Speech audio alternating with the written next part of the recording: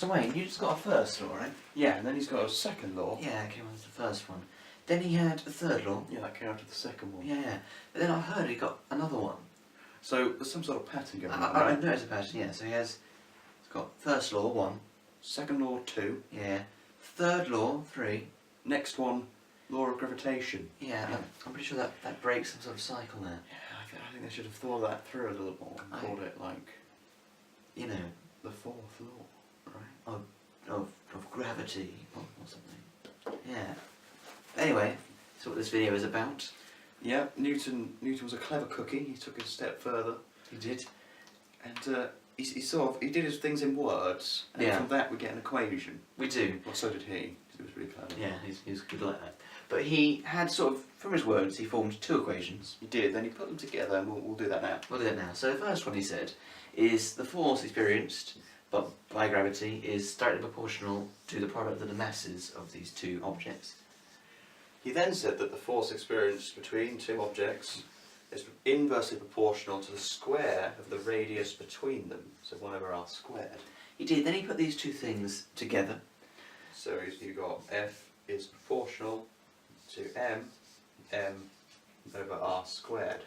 Now, when you did proportional, you had this fish. You can get rid of this fish by adding a constant. You can. Fish hate constants, don't forget. Do, and as is about gravity, we should use a gravitational constant. This would be the place to use that. Yeah, I think so. It'll be in your formula booklet. Yep. 6.67 times 10 to the minus 11 in your booklet. In the book it's 6.673 because they can be more accurate. Yep. Those are clever OCR people. They're so good. But, yes, this is constant, so we put that in. So you get the equation at the end of F is equal, so get rid of the directional proportionality sign, to the gravitational constant times 2 masses divided by r squared. Now, this is often used for answering questions anyway. Yeah, so let's do the sun. Alright, that's the sun and the earth. Yep. It's a dot because the earth's I'll do it a little very bigger big. so you can see it on the video, but you know, you got the earth. It's not very big. It's not very big. And they have a radius between them. They do, and that's a factor for determining the force between them. This one has a mass, this one also has a mass, but the masses are different, so that's why there's 2 masses in this formula.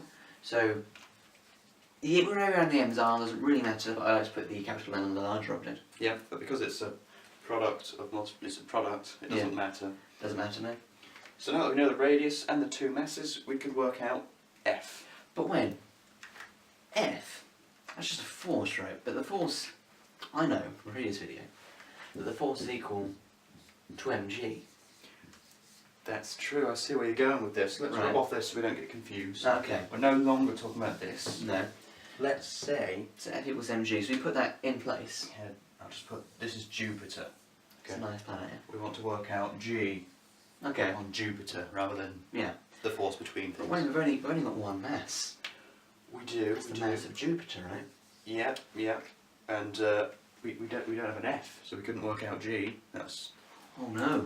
But wait, we've got an F over there. We do. So if we still don't know an F, and there's no radius between this and something else, there's not 2 masses.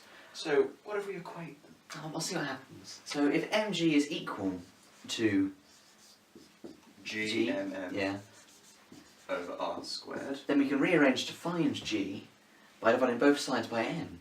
When you divide this side by m, the 2 m's are going to cancel. But it doesn't matter which m. It doesn't, but what you're going to be left with is this g is equal to g m. Now the m could have been either m's over r squared, but now these things, the r squared means something slightly different. Now the r squared, we'll be talking about the actual radius of the planet. We're talking about a satellite around the planet between that and that bit. Yeah. So g is still the gravitational constant. That always stays the same. N is now the mass of the planet, which was in the first place. And r is the radius of the planet rather than the radius between the 2 planets. But this will give you the gravitational field strength on Jupiter, for say. Yeah. So we're going to go on to some more things about space, orbits, radius stuff. And planets in general. So we'll see you in the next few videos. Newton was so clever. So cool.